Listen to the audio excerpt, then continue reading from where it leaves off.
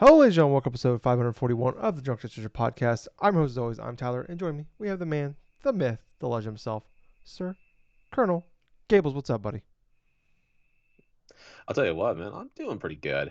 I'm doing pretty good. Work week finally finished. Finally got the keys to the store itself, so I'm feeling pretty good. Nice. Oh yeah, today was my supervisor's last day and stuff, and as a result, since I am replacing him in his position and stuff, I got the keys. I finally have this responsibility that I got to go forth and maintain, especially when I know my boss is going to be taking some time off due to family matters and stuff like that. So it's like give you some more training here and there. But other than that, man, I've been having a fun time playing bits of games when I can. Like I purchased an Xbox Series S. I finally purchased a Series S. I got it at a pawn shop of all places. Got it for cheaper than what you would initially would. And the kicker about it is it's hardly ever been used. It literally looks like it's only been used for like maybe streaming apps, maybe YouTube or Twitch or whatsoever. And the controller itself, I had to clean a bit because there was dust and grime and like there was literally like dirt and stuff like that wedged between the seams. Yeah. So I had to literally go forth and chip away at the like the clogging like clumps of like sweat and whatever the hell that was inside the seams of this controller with a toothpick. Never a fun experience doing that stuff, by the way, especially when you know it's not your own. But oh boy, Gross. yeah, I downloaded Hi-Fi Rush as a result because Hot damn. that was one of the games I wanted to try out anyway. Since Well, and I demanded it that too. Let's not well, yeah, you were definitely encouraging me to play through this game, so I know that I wanted to encouraging. get that under wraps. At least I want to get that started. Yeah. I have your address. Keep It, that in mind. oh, the funny part about it is, yes, you do. But You sent it to me by accident, so I I know, will use it I in know. threats I when did that like necessary. I did it like 3 years ago, and you It still it was like a year ago, and I'm not gonna let it go. No, I mean you did make the mistake. I did send you a T-shirt, so yeah, that's true too. uh, Which I still have somewhere here. you son of a bitch. That was very important. That was a gift. You're supposed to wear it every week. Oh, I'm just keeping it for like special occasions. I think he has a game coming out soon, so maybe you can put it on then. Oh boy. But anyway, other than the whole Series S stuff and the Hi-Fi Rush start and stuff, I also did purchase Lightfall for the expansion for Destiny 2 because, for one, I wanted to at least play through the new expansion, see how that is and stuff. Probably gonna do similar to what I did with the last expansion, was probably play through the story, maybe play a couple things, and we'll just see how the expansion stuff goes. But other than that though, it's just been like playing little things here and there and stuff, or watching Twitch or watching like YouTube or something. Mostly just watching Maximilian Dude streams Hmm, and stuff like that with him and his very cool. whole forays and stuff. But how have you been doing, Tyler? Oh, doing all right. Hopefully that picked up on the mic. Doing better now. It's cracked open another Gable here. I'm drinking a Gable. Um, so I bought a whole 12 pack. So I'm gonna drink them. Usually I drink 2 beers before the show, and I drink two during the show. So I got another week's worth of this going on. So prepare people. Um, but yeah, no, I'm doing all right. It's been kind of weird the last few weeks. Work has kind of gone not back for the first time since I've been there to a normal like work schedule. So it's been kind of nice actually having like some like real like you have these weeks every now and again where it's like it's a little slower this week, cool, but like it's actually been like consistently like normal, like I'm doing like 40-45 hours a week, and that's been pretty nice. So Yes. um first time I've had that in like I mean it's been like a month now of this almost. First time I've had this since like I would say like summer 2018, so nearly 5 years. So it's kind of weird. I'm like, what did I do before? Where I'm not trying to like because like I don't get me wrong, single guy, live by myself, I have a lot more free time than most people, but not Yes. used to. But usually I feel like I'm always trying to cram shit into like the weekends or stuff like that. So um, yeah, it's been kind of nice, like kind of having that work life balance here. I'm like, oh, this is what that's supposed to be like. This is nice. Like financially, it sucks, but like I'm otherwise, it's pretty nice. But yeah, no, I'm doing pretty good overall. Just cracked a beer, talking video games with you, Gables. I always enjoy it, so it's Hmm. always one of my highlights of the week. Probably actually my highlight of the week. Um, but yeah, no, I'm doing all right though. Can't really complain too much. Feeling pretty good. Mental health wise, getting nicer out, so that always helps too. Starting to see the sun a little bit more. It's been like in the like 40s and 50s this week.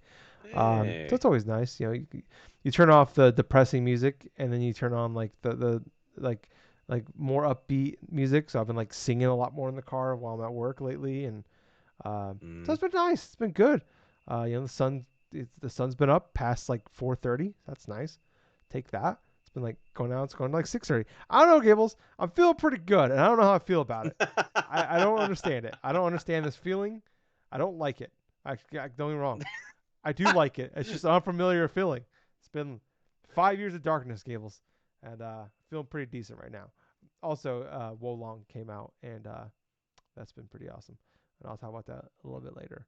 But if you are wondering what the fuck the point of this podcast is, this is actually a video game podcast, believe it or not. Yes. Where Gables and I get together for nearly 10 years now. Gables, 10 years this Memorial Day. Imagine that. Whew, boy, we're old. But yeah, every week we get together, usually on Saturday night. Typically we'll live stream it. It's a little late though. It's like 11 o'clock here on Saturday night, so I figured we should record it. But obviously if you're watching this, it goes up Sunday morning. But typically we live stream it on YouTube. So if you are if you're watching this on audio, watching it later, please subscribe, like, follow, 5 stars, leave comments, share with your friends. Really appreciate if you do all that for us. All the links to everything, our socials, podcast services that we're on, YouTube, all that are actually down in the description below. So please go in there and click on it. Like I said, more you guys do all that, share it, like it, 5 star it, all that stuff. More it really helps us out. So we really, really would appreciate it if you did that for us. But Gables, let's jump into Yes. some of the news this week. It's kind of a weird news week going on. Hmm. Um, we had Pokemon Presents, Gables. Yes, we did And on Monday. yeah, so we talked about last week what we thought was going to be there. We're like, bare minimum, Pokemon Stadium, uh, Gen 1's coming to Nintendo Online services. Like, that's the worst case scenario, Gables, right? Worst case that happens, right? That was like the borderline things that we would have thought would have been presented and stuff. But oh man, were we wrong? Man, yeah. Ah, Yeah, I would take that 10 times out of 10 compared to this fucking piece of shit. Um, we had it's about 25 minutes long, thank God. Felt like an hour. It was funny. You and I were talking before the show about news this week, and you and I both have the same reaction. Holy fuck, that Pokemon Presents was this week, and it was. yeah. It feels like a year ago. It was a Monday, but I ended up, I watched it later in the evening. I went unspoiled, stayed off the internet all day, because Yep. I didn't want to be spoiled. Because I'm like, oh man, I want it, like it's gonna be awesome. It's gonna be a good time. I asked you like I got home from work. I'm like, is this worth live reacting to? And you're like, no. I'm like, fuck. Okay, how bad is it? I'm like, did they only announce Gen 1? Like, well, how bad could it be? It was so much worse, Gable. So much worse. Um, Started off, we didn't even get like an awesome, like, we usually get that awesome, cool, like, look back into like the history of Pokemon. We got like a cool little Yeah. opening thing. We didn't get shit, Gables. We got a weird No. looking fucking Pikachu that's gonna murder us all in Pokemon Sleep. That's what we got. That weird Megan looking motherfucker. Um, anyways, Pokemon World Championships are coming to Japan for the first time this August. Hmm. Whoop de fucking do. Pokemon Trading Card Game Classic is coming. So it's coming like I, from what I understand, like it's like a big pack that you buy. It's not like packs of cards. It's like one big box set, and it's not just Yeah. Gen 1. It's like a bunch of different generations, but it's like the best of the best, like the greatest hits of Pokemon cards. Um, Look really cool. Like it looks really sleek. They said it's a higher quality card. Um, I think some of they haven't announced anything. They said it's coming late this year. But Yes. some of the stuff I'm hearing out there, it's gonna be anywhere from $250 to $400 for this fucking thing. Um, How much again? 250 to $400. Oh, fuck that shit. Yeah, so it hasn't been confirmed. That's been some of the reports I've seen out there, but take that with a grain of salt. But I mean, it looks cool. I would love to have this thing. I unfortunately never use it. But you know, I grew up obviously like you and I, both big Pokemon fans. We were of that age when I first launched. Mm-hmm. Um, I don't know. I mean, prices. If I don't know, obviously 250 to 400, it's hard to put price aside. Like I would definitely be like Yes. pumped to like buy into this thing. If it was like $100, I'd be like, okay, yeah, just $100, I'm in. Um, but I don't know. Gables, like, how are you feeling about like this as a like the idea is awesome. I love the Mm-hmm. idea, but you Yes. can't. I don't hate the idea. Like, but the price point scares me. What about you? Honestly, this is like a luxury item for the special few that are that hardcore and dedicated that they will want to get this. And we all know what's going to happen. This is going to be incredibly scarce, and it's going to drive up the secondhand market for these items in Oh, general. I didn't even think about that. Fucking right, Think about it. If they're paying anywhere between 200 to 400, they're going to be scalping it for about 600 to 800, guaranteed. dude. No, this thing isn't go for more like 1,000 That's nowadays. I mean, with the possible. way scalping has been, I mean, you always got to add. I mean, minimum 200% price increase. Yeah, you're looking at yeah, $800. Yeah, you're right. I don't know. Fuck, man. I didn't even think about that. And come to think of it, it's like a quality term of like box and like mat and like cards and stuff like that from what is supposed to be representative of like some of the best things for like the Pokemon trading card game at this point. It's you don't get too many high quality like say like present not like high quality packages of like say Pokemon trading cards necessarily. I mean, yes, there have been sets that have released in the past that have had like play mats and stuff that are good quality like material and this and that. You've had good solid like sets that have the box sets and stuff, the little counters or some little like screen protectors and all this other Yeah. stuff. But this is like a quality package in and of itself. It looked like it has a professional mat. It looks like it has professional this and that, to where it's more than likely going to be that type of product to where it's going to immediately sell out because there's not going to be so much of availability. This is aimed by the Pokemon Company as a luxury product, and as a result and stuff, this is not something that any average person is going to get. Yeah. No, I didn't even think about that as an option. You're right. Yeah, I didn't even. That's just first thing I should have thought of, and I didn't. You're right. That thing is. You're right. They're not gonna make it nearly enough as they should. Mm. It's gonna be extremely expensive already, and they're not gonna make nearly as many as they should. And the people that actually want it are gonna spend an asinine amount of money to actually get it. So, Yep. um, yeah, I don't know. That sucks. That's really sad. Because yeah, this thing that thing is like built for you and I. Yes, it is. So Absolutely. yeah, I'm already out just from the work. Like even this thing was like $50, I'm like, yeah, I'm already out because the amount of work it's gonna take to try to get this fucking thing is gonna be stupid. It's not worth it. Um, Next up though, they did announce a project with Netflix called Pokemon Concierge. It's like a Yeah. stop motion animated show. Like you see a girl with a Psyduck, and like they work at like a hotel. They're concierge. You have her name is Haru. Haru, I want to say. But yeah, we didn't really get any like anything besides the girl and the Psyduck walking on a beach. So I made a joke on Twitter about White Lotus. Then apparently everybody else made that joke already, so I'm not as funny as I thought I was when I made the joke. But yeah, I don't know. I mean, I'm whatever. I'll wait for a trailer, I guess. Stop motion's not my thing. What about you? Honestly, it does have some fun potential stuff. I mean, I have been enjoying some bit of the animated shorts that the Pokemon Company's been putting out in regards to with their collaborations with different like production companies and obviously Netflix. They've had deals with Netflix before in order to showcase some bit of their episodes and Yeah, stuff like that, plus other movies and stuff they've released. don't they have the? So seeing a Sorry, go ahead. Go ahead and finish. I'll ask later.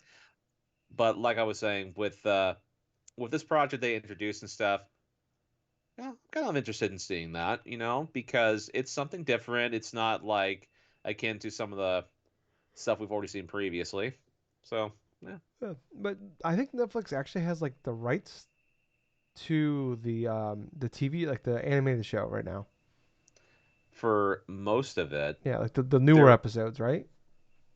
I think maybe 'Cause- the newer episodes of it. I mean, there are some past episodes they do yeah, have like their showcase. They can showcase in their thing. Ironically enough, the only one I can't really think of is like that they do have is like for Pokemon, like Black and White and stuff. That animated adaptation stuff because that's been all over the place in yeah. terms of Tubi and also in Hulu's got terms of some of other. it. Yeah, And what's the Funimation or whatever it's called? What's the anime? What's the main anime streaming service? Crunchyroll. Crunchyroll has some of it. I was actually reading into that, and to Pokemon TV, like it's actually designed so that you will spend as much money on it as possible because Oh, really? so they put the first two seasons are on Pokemon TV just permanently, Yeah. and then the then they just like there's like three seasons that they rotate out every like couple months, Uh-huh. so that way you either have to go to their service to get it, or you can go on Amazon and buy it. So that's kind of the idea. Is like so you're always gonna be like in a weird spot where like you're gonna have to go buy something to like go on. Like, Amazon has all the seasons, you can buy them on there. I was kind of Yeah. look. I wasn't gonna buy them, but I was like, well, what are they going for? No, no, they're not cheap. Um, Especially because there's Well, no. 25 fucking seasons. You're gonna spend a bunch of money trying to get these fucking things. But yeah, they rotate them out, so basically you're always like gonna spend money on them somehow, unless you're just extremely patient. Um, it's like a free to play kind of thing almost, with like a free to play game on mobile or something. Uh, but I was reading because like it sounds like I think yeah like Netflix has the rights to like the new seasons. I heard I think they saw they just put like they put them out randomly on there. So like 12 episodes just randomly dropped. I think a couple weeks ago from the latest Yeah. season, but they're still like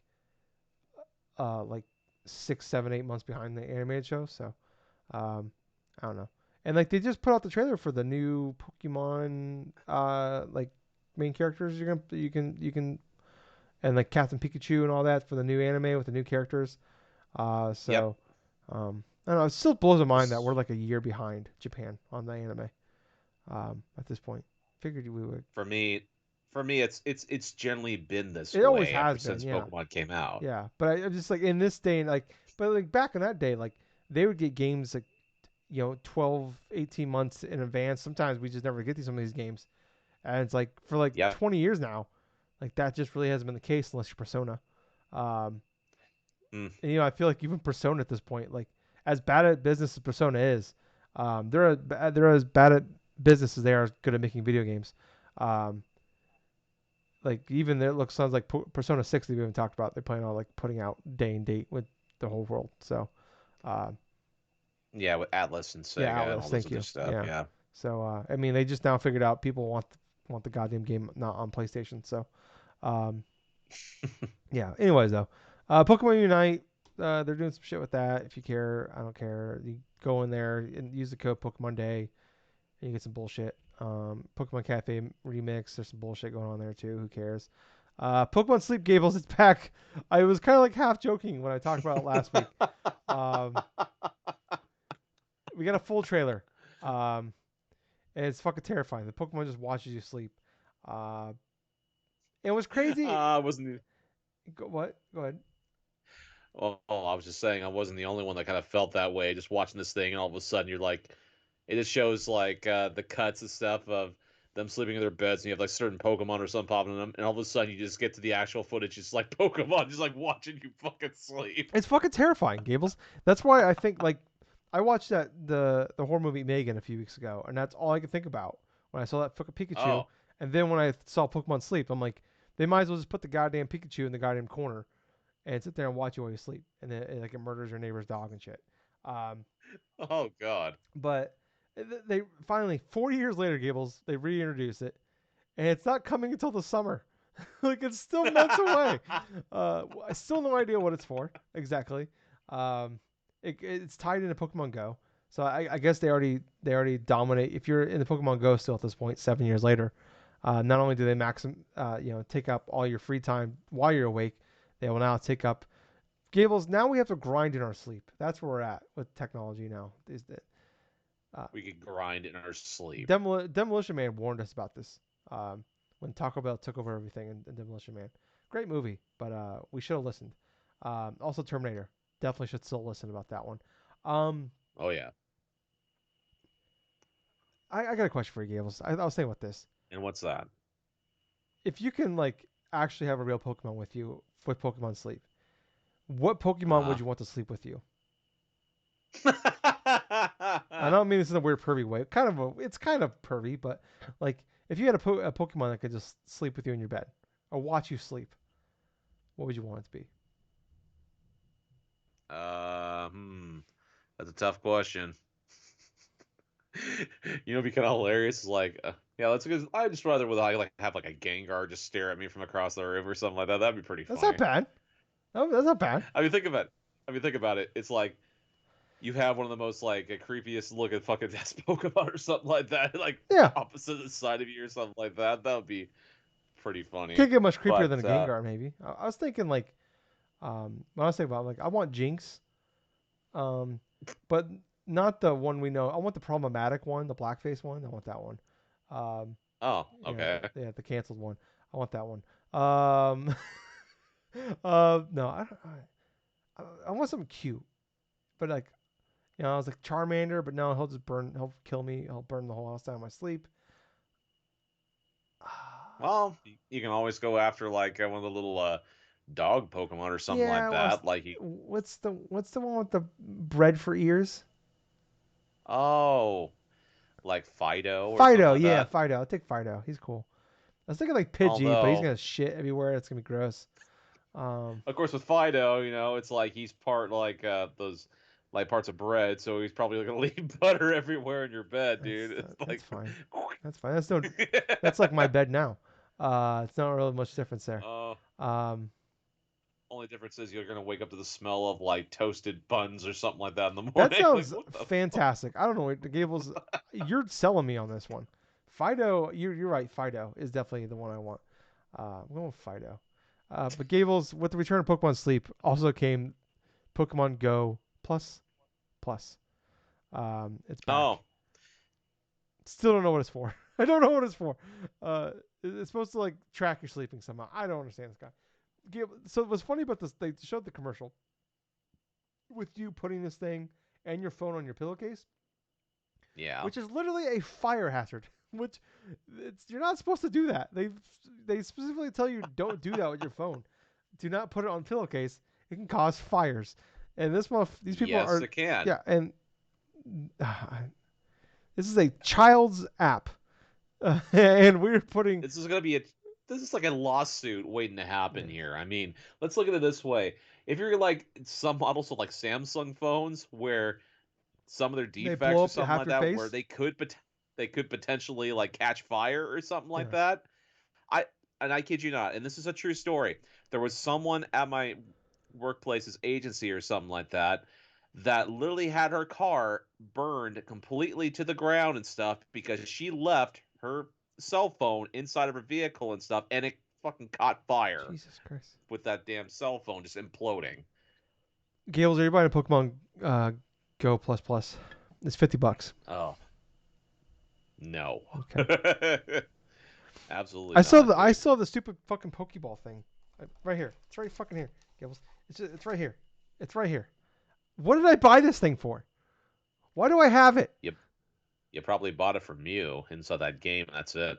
That's it, Gables. That was 6 years ago. 6 years ago, and I've used it for literally nothing else. Nothing else. They have no other purpose for this fucking thing. It's so fucking maddening. You could try to see if it works on any other type of games you I don't have. want to. I'm still mad about it. It's fucking stupid. I bought two of them. I bought two. I sold one to Justin. Well, at least Justin enjoys it. He never played it.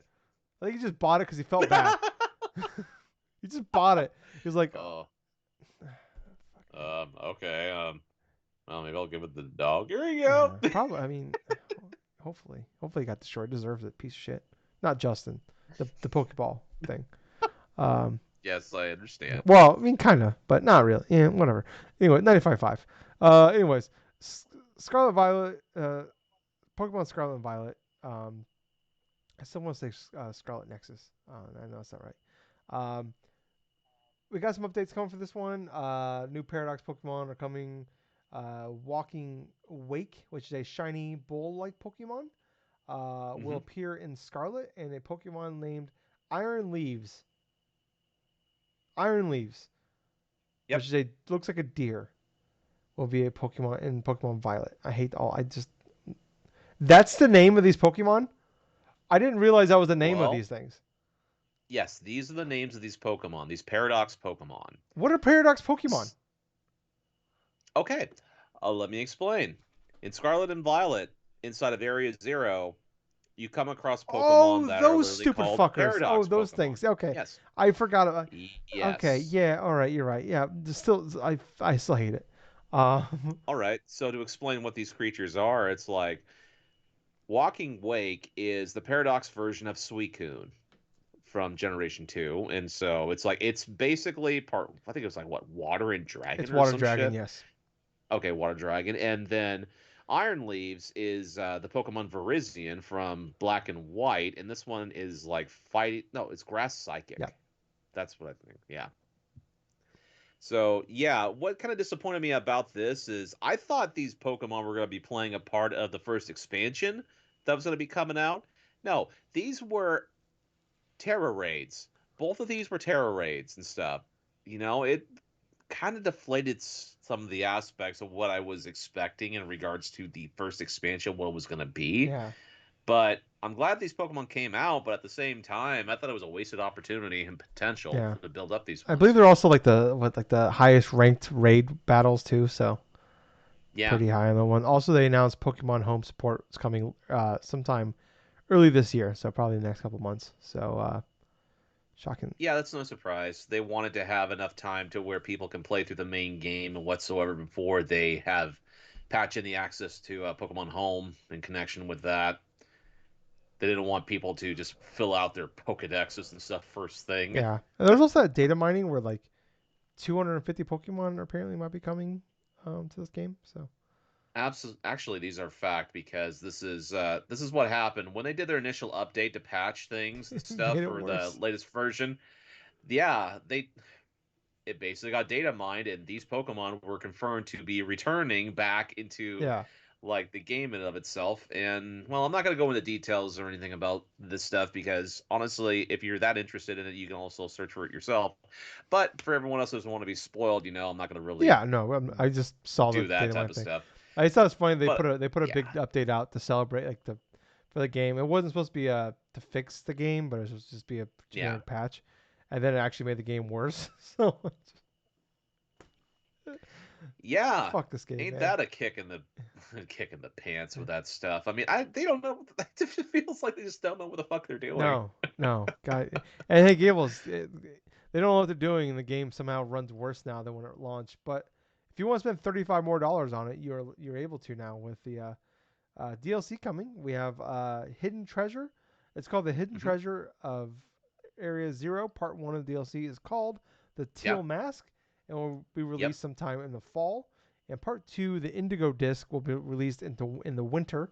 Um, Nintendo, interesting, did the report that in like the reports like they have it coming out early 2024. So when they say Right. winter 20, the Japan companies typically when they say winter 2023, that Hmm. goes until the solstice, which is I think like March 21st is when winter solstice, when rather spring solstice is. Could be wrong on that one. Um, so yeah, so sometime probably between late December and late March is when that should come out. So um, we didn't get no Right. Right. gameplay, no nothing on it. We did see a couple of new Pokemon, but it says this is kind of what the guy here. In part one, players will visit the land of Kitakami as part of a school trip. In the second part of the DLC, players will exchange students at Blueberry Academy. Um, legendary Pokemon called Ogerpon and Terrapagos will be introduced in the DLC, and you can pre-order it now, $35. If you do pre-order it, they have new costumes, Gables, but the costumes are literally the same costumes with just a different color on them, correlated with which game you bought. Interesting. How you feeling, Gables? You're Oh, the, you're the, you know I am the born again Pokemon fan, but I play it for nostalgia. Um, but how you feeling, Gables? well, you know what? The tease of what they were showcasing and stuff are interesting in some regards because it's like for the first DLC, this first expansion thing for the teal mask and stuff. Some of these legendary Pokemon they're showing are references to the tale of Momotaro and stuff in Japan, which I've heard little bits about here and there though. But yeah, inside the journeys of Momotaro and stuff, he has a couple of other like animals and stuff that follow him on inside of his journey and stuff, and they're based upon those specific characters. Like you have the bear, you have the monkey, you have the bird and stuff like that. Those references there. But I'm gonna be more interested inside of the expansion too because that one kind of deals a little bit more like within like the third legendary that turtle Hmm. is the third legendary. So it's like you have the Scarlet and Violet Koraidon, Miraidon, and then you have this turtle to be like the actual like third legendary inside. That's looks like it's more or less the cause of the whole terastallizing thing itself. That's what it looks like because inside of the character art, you see like the various other like elemental symbols inside of this turtle shell. And it also kind of plays into a role which it go and coincides with the rumors that we were either reading about or hearing about from like other people and stuff that this could potentially be a one of the Pokemon that were being showed, like a turtle. Yeah, And yeah, that turned out to be true. That actually turned out to be true. But as a result of that, we didn't really see too much gameplay footage. zero. Actually, they spent the least amount of time on the Scarlet and Violet expansions and spend more time on fucking Pokemon Sleep. Yeah, I That was depressing. yeah. I wonder if it's just like this thing's already sold over 20 million copies, and we know it's broken, and we don't care. Um, you're gonna probably buy this anyways, so we don't really have to sell this, and we don't. They didn't have anything to show. They literally, we got a couple of like screenshots of some. We got some art of what the thing might look like. Like that's all we got. Yeah. So maybe that's why we got the least amount too, is because these don't have anything ready to go right now, which is crazy. But yeah, it blows my mind that like they're charging for it right now, um, and we don't have anything on it at all. So I don't know. I Yeah, hardly anything at all, dude. yeah I mean, I yeah this was definitely a bummer. Probably one of the worst ones in a long time. Since they've really been doing this. That I can think of. you know, you know, like a little present like this is bad is even when you go in with low expectations, you don't even remember half of what was Yeah, actually presented inside of there to begin with. yeah, yeah. I mean, Yeah, pretty much. yeah. It's like like I talk about all the time, like Suicide Squad. I didn't want to come in here and bitch about that game. I want to come here and be excited about the thing. It's like I don't want to come here and bitch about this Pokemon Presents. I want to be excited about this. I want to be excited about like come in and talk about Gables. Like, oh man, they put out Pokemon or like oh man, I played Pokemon Yellow this week or Pokemon Stadium's out. I did the Rattata fucking mini game or whatever. And it's like we're coming in here. It's like oh shit, that happened this week. That's crazy. It's like that is the Yep. polar opposite of what I wanted. Um, yeah, like we are fans of this franchise. Like Gable is much more so than I am, but um, yeah, like I want a reason to be excited for this. Like like I love Pokemon because it's the closest thing that brings Hmm. me to my childhood anymore as an adult, and I want a reason to be excited about this thing and play it. So it's a bummer when this happens. It's like man, what a I mean.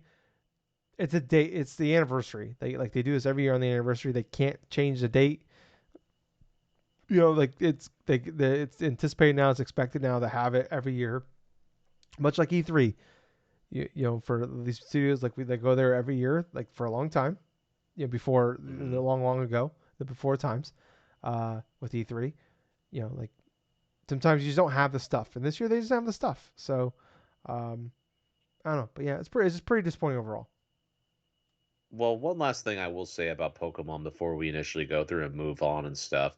And this ties back into the whole thing about the 3DS and the Wii U's eShop things closing by the end of Yeah, this that's a great month point. here. Yeah, Because a lot of the Pokemon games on those services will be lost. Not just lost, but they will be gone because they will no longer be accessible. From what I was reading in regard to some of the charts of what was available, they're like about 75% yeah. of the I Pokemon retweeted games this. are going to be taken down. Yeah, They are not going without any sort of like access to them any longer. And those include the Pokemon Red, Blue, and Yellow. They include, yeah, mainline Pokemon games like Red, Blue, and Yellow, gold, Gold, Silver, silver, and Crystal. You even have like the Pokemon games on the 3DS, like say Sun and the Moon, like remakes, the remakes X as and well. Oh, well, Y. yeah, yep, X and Y and stuff. There's multiple generations of Pokemon games that will no longer be accessible on the eShop in regards to the 3DS, and then the Wii U definitely has some of its slew of like Pokemon games too. Even like some of the more obscure ones like Pokemon Rumble U and this and Yeah, that. But it's pretty much a call to any type of Pokemon fan. If even if you had the slight inkling to want to play these games, this is your last chance to go and actually download some of these games. So what was it, like March 27th? yep, That's the deadline before it gets closed off and stuff, as well as any other type of games you're looking for. And so this is my PSA for this episode, where it's like, hey, if you want to buy some great games on the 3DS and the Wii U, your systems that you own, get them now, dude. I mean, you're gonna be fucking regretting it. yeah. Or just, I mean, I've been hearing a lot of people lately that have a 3DS or 2DS or whatever. Like they're just, you know, jailbreaking at this point. And Yeah, I I can at this understand point, that. I mean, like I'm never gonna get like upset about people do that. But like at this point, like what other option do you have? You know, because It sucks when people are forced to have to jailbreak this stuff because it gets harder for games down the line to have access to because of licensing issues and because of digital storefronts yeah. closing. So Yeah. yeah, then the prices of these things are gonna go crazy here in a few months too. So Yep. yeah, I mean, yeah, if you do it, I've been like thinking about like if I can get like if I can get my hand on like a 2DS or something like that. I'm gonna. I've never done that before. I've never uh, pirated something like that before. But if I get my hand on a 2DS or 3DS, fuck yeah, I'm gonna do that. And probably a good chunk of that reason be able to play fucking Pokemon games. So yeah, no, don't blame me if you do that. But let's move on, Gables. We'll stick with Nintendo. Um, Yeah. Switch 2, Gables. It's like Matt Hardy in the 2000s. It will not die. Um, and that's a WWE joke for people that don't know.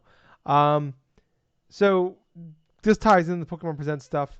Um, so if someone from 4chan leaked the entire Pokemon Presents and all the details down to the legendaries that will be talked about in the DLC, talked about some of the stuff from the DLC, had everything Hmm. down for this entire Presents before the Yep. show happened. But the interesting part now about that, that always happens. There's always like a leak that happens, but because there's so many people that put fake leaks, we don't trust any of the leaks Yes. until we look back and we're like, oh fuck, this person was actually correct.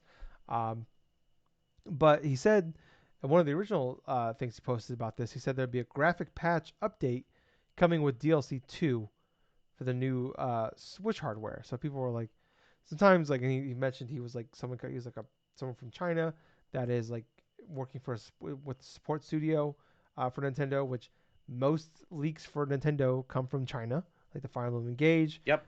Typically, like I said, like yeah, usually when like cause Nintendo leaks aren't like aren't huge. Like they've been leaky. I'd say more so in the last decade maybe. But I mean, they're definitely like it's the hardest one to pin down sometimes about leaks. But usually when the big ones come, they come from China. Um, but and sometimes this has happened in the past where like someone leaked a bunch of stuff and then it was like a mistranslation sort of thing that happened that kind Yeah. of caused the confusion. Well, he came back and he doubled down. He's like, no, this is not just like a patch for the game to make it run better. This isn't just a a Switch Pro. This is the next gen Switch. And like I said earlier with the Pokemon Presents thing, they have DLC 2 scheduled to come out early next year. Um, Switch One yesterday, March 3rd. It is March 4th right now. March 3rd was the 6 year anniversary of the Switch. We are now officially in Yep. year 7 of the Switch.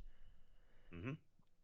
It Yes, we are. wouldn't be shocking if I've always said that like when the Switch came out that hey we don't have to have a console launch for the holidays, and I'd almost prefer we don't because you don't have people trying to buy one at launch and also holiday sales. Like hey you can have this thing launch in the spring, give you a whole like get all the people that really want it out right away, and then when the holidays come, people that want to get it for the holidays buy it for Christmas presents.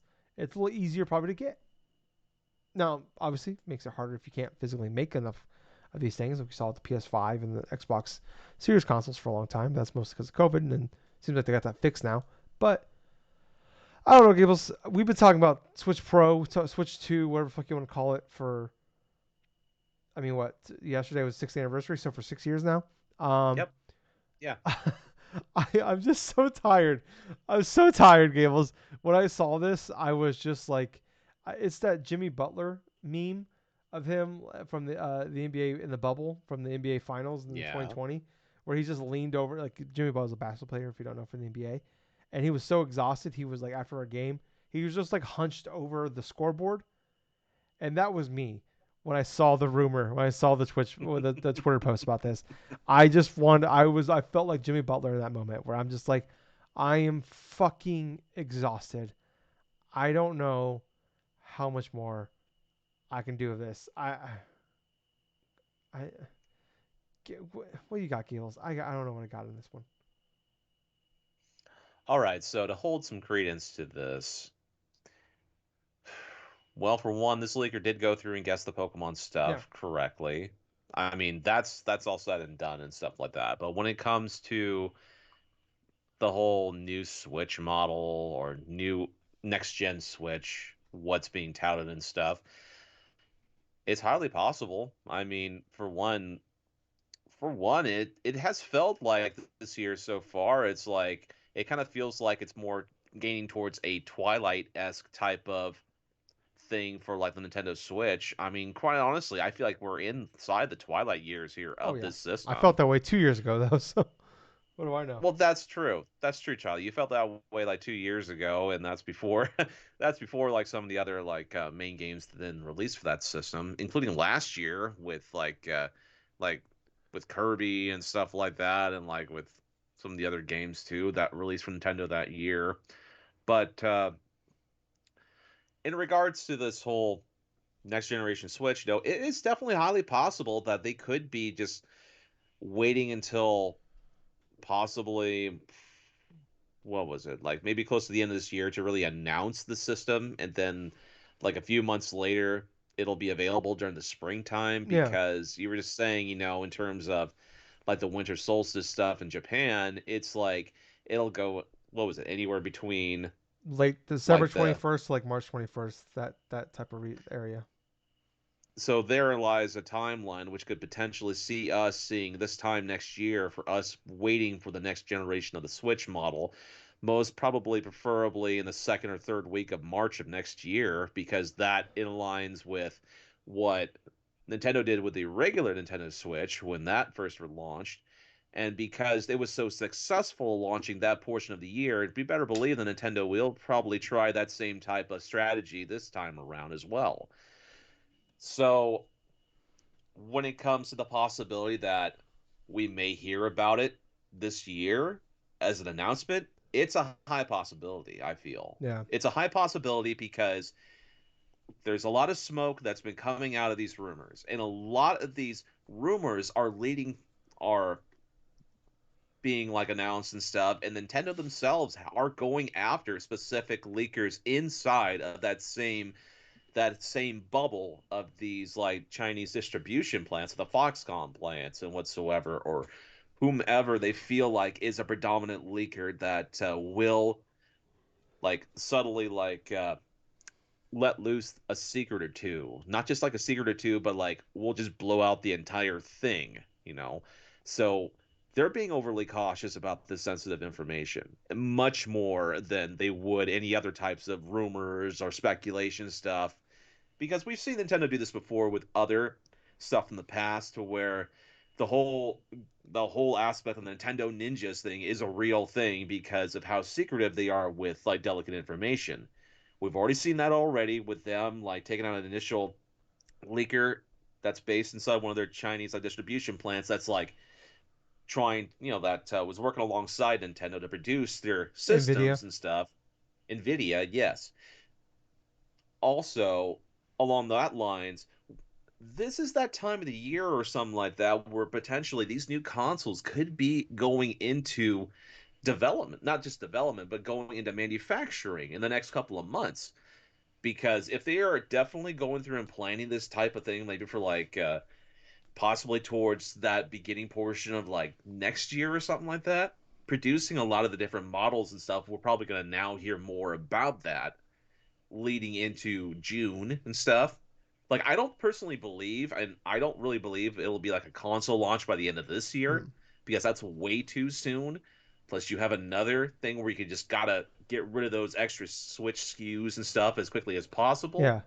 But in regards to the whole production line of, say, like the next generation Switch up leading up to next year, it makes more plausible sense because that way you get the build up to the announcement. You have enough supply and demand that will go through in the beginning portion of next year, even if they have to go forth and like just say, oh hey, there's only this much amount of stuff here, we're gonna do this and do that and this and that. But I feel like it's specifically possible we will see something more in the next couple of months. Yeah. I don't know about the next couple months, especially if they're not going to be at E3. Um, I wouldn't be shocked though. Yeah, if we heard something at the end of this year, but I wouldn't be shocked at any point in time if we hear about something. I mean, yeah, like I said, we are officially in year 7 of the Switch now. I was kind of done with the Switch. but Go ahead. but from what we have seen already, we will see that Switch bundle for the Zelda. Tears of the Yep. Kingdom. That's all but been officially Yeah. confirmed now. Yeah. Leaked everywhere. Like, we know that thing's Yeah. real. But at the same point and stuff, it's like after that, after the initial that releases, that console version releases and stuff, like I said before, man, it's like maybe during the end of the summer, maybe like towards the beginning of fall, we're gonna be hearing something in regards to that, hopefully. Yeah. I mean, sometimes I wonder though, like sometimes we connect the dots in our head that aren't actually there. Like they're not don't actually like they do this stuff for like there's a Mario bundle coming out next week. There's the Yeah. I mean Splatoon had a Switch. Splatoon 3 had a Switch model. Pokemon Yes. Scarlet and Violet had a Switch model. Um, the Gen 4 remakes had a Switch model. Like every big Nintendo game usually gets a new Switch model. I've heard that people talking about, well, maybe they're doing these new skins to try to sell off the inventory they have, and try to help Right. get that boost to beat the PS2. And yeah, maybe that's correct, but we've done this in the past where we start connecting dots that aren't necessarily like, no, this is just normal business stuff. And it's like, I don't know. I think it's just part of me like I am like in my head now. I'm just like preparing for like maybe these are just normal business things. And who the fuck wouldn't want to buy a Tears of the Kingdom Switch thing? Like if you don't have a Switch, or like if you are somebody that hasn't got a Switch OLED yet, here's a time to do it. Um, Absolutely. like the Mario bundle is coming next week. Oddly enough, though, it's a base model. It's not even the OLED. Um, And you only pick one of three yeah, games in that bundle. yeah, it's really weird. Yeah, so I don't know, like what the Switch was officially revealed in October 2016. We got the full breakdown in January, and they launched it in March. Um, Hmm. you know, and I mean it's hard. You can't really compare that because like the Wii was just a dead console. They literally announced the NX in 2014. Yes, they did. Um, so Less than a year after it was released. yeah, yeah. So yeah, like you can't. I doubt they're gonna do that again because like I've talked about over and over again. Like why would they announce something so far in advance for something that's still selling extremely well? Because like that would just cut off, not 100% stop it, but that's gonna drastically slow down the sales of the Switch, and there's no reason for them to do that, especially so like that's why part of me like wonders if they're gonna go back to like a holiday release period because you announce this thing say because you're gonna want to announce this thing at least 6 months out, um, Yes. and yeah, like but that means you're gonna have to do it in the fall, and you're just gonna kill that thing. I mean, it's still gonna sell fine, I'm sure, for the holidays, but you're really gonna hurt the sales of that fucking thing. Um, so yeah, I don't know. I don't know. I'm just so fucking exhausted by Hmm. this goddamn thing. We talk about Switch Pro stuff for literally 5 fucking years now. We talk about Switch 2 stuff for the last 2 fucking years now. I want it. Yep. Like I said, I was tired of like after playing Age of Calamity and being not only disappointed by how about the game period, but so frustrated about how it ran. And that was Yeah. November 2020. Like that was like my point of like, all right, I'm just kind of like I'm not done with the console, but I am every major game that's come out for that console since it makes me less and less excited to play that console just for how poor it runs. Um, and how frustrating it can be sometimes. So hey, I hope it's true, but we've heard prominent leakers come out with stuff about this thing and not be 100. Like Bloomberg had major news stuff on this, and they nailed everything. But they said, oh, it's the Switch Pro, and it turns out to be they nailed everything except for the part where it was the Switch Pro. It was the OLED. Like, Right. and then you can't even trust Nintendo because Nintendo will say we're not releasing new Switch hardware this year. They said that twice this console generation, and they lied both times with the Switch Lite and the OLED. They've done that several times in the past. We're literally, I told story before. We're literally people were at a Nintendo 3DS event, and they were saying Yep. that there's no plans right now to move on from that from the DS while people were at a Right. 3DS event. So we Oh, can't trust Nintendo either. A company that we can't, absolutely not. no, yeah, but a company we can trust, Capcom. Resident Evil 4 Gables, we're a few weeks Yep. out, baby, can't wait. But Yes, it is. they announced the Capcom Spotlight. That's like their direct style thing.